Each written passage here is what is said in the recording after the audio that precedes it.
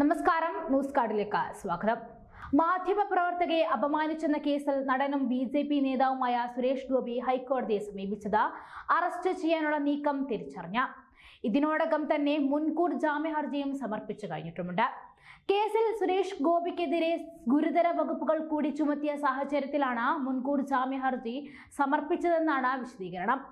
സുരേഷ് ഗോപിയുടെ തിരഞ്ഞെടുപ്പ് പ്രചാരണത്തിന് തുടക്കമിടാനായി തൃശൂരിൽ പ്രധാനമന്ത്രി നരേന്ദ്രമോദി എത്തുന്നുണ്ട്. ഇതിനിടെയാണ് മാധ്യമപ്രവർത്തകയുമായി ബന്ധപ്പെട്ട കേസിൽ സുരേഷ് ഗോപിയെ അറസ്റ്റ് ചെയ്യാനുള്ള നീക്കം തുടങ്ങിയത്. നേരത്തെ പോലീസ് സ്റ്റേഷനിൽ നിന്നും ചോദ്യം ചെയ്യലിന് ഹാജരായ സുരേഷ് ഗോപിയുടെ അറസ്റ്റ് രേഖപ്പെടുത്തിയില്ല.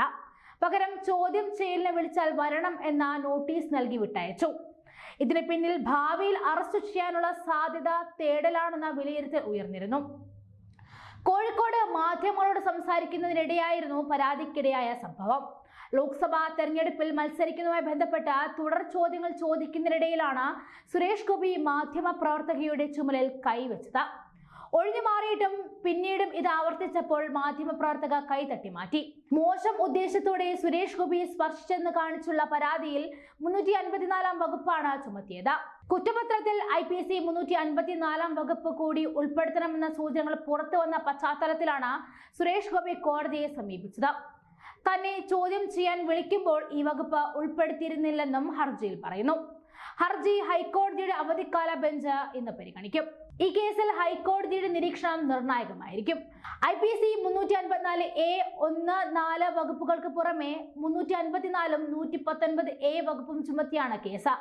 ഒക്ടോബർ 27-ഉണ്ടായ സംഭവത്തിൽ സുരേഷ് ഗോപി മാധ്യമ പ്രവർത്തകയുടെ ശരീരത്തിൽ മനഃപൂർവ്വം സ്പർശിച്ചു എന്നാണ് പോലീസിന്റെ കണ്ടെത്തൽ. സംഭവം വിവാദമായതോടെ സുരേഷ് ഗോപി മാപ്പ് പറഞ്ഞിരുന്നു. എന്നാൽ മാപ്പ് തള്ളിയ പരാതിക്കാരി കേസുമായി മുന്നോട്ട് പോവുകയായിരുന്നു. നടക്കാവ് പോലീസാണ് സംഭവത്തിൽ കേസ് രജിസ്റ്റർ ചെയ്തിരിക്കുന്നത്. സുരേഷ് ഗോപിക്കെതിരെ ജാമ്യമില്ലാ വകുപ്പുകളടക്കം ചുമത്തിയാണ് കേസെടുത്തിരിക്കുന്നത്.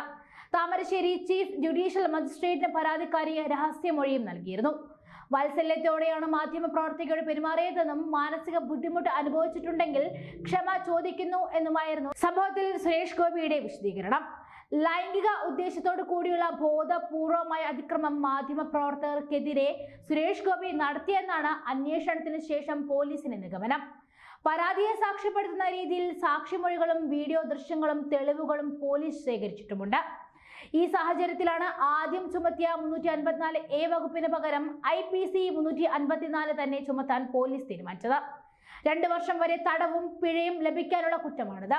കേരള പോലീസ് ആക്ടിലെ 119A വകുപ്പും കുറ്റപത്രത്തിൽ ഉണ്ടാകും. പൊതുസ്ഥലത്ത് സ്ത്രീയോട് മോശമായി പെരുമാറിയ കുറ്റമാണ് ഈ വകുപ്പിലുള്ളത്. അന്വേഷണം അവസാന ഘട്ടത്തിലാണെന്നും കുറ്റപത്രം വൈകാതെ സമർപ്പിക്കുമെന്നും അന്വേഷണ ഉദ്യോഗസ്ഥൻ നടക്കാവ് SI ബിനു മോഹൻ വിശദീകരിക്കുന്നു. ഇലക്ഷൻ ചൂട് കനത്തു വരുമ്പോൾ ഇത്തരത്തിലൊരു നീക്കം രാഷ്ട്രീയ പ്രേരിതം ആണെന്നേ നമുക്ക് വിലയിരുത്താൻ സാധിക്കുകയുള്ളൂ.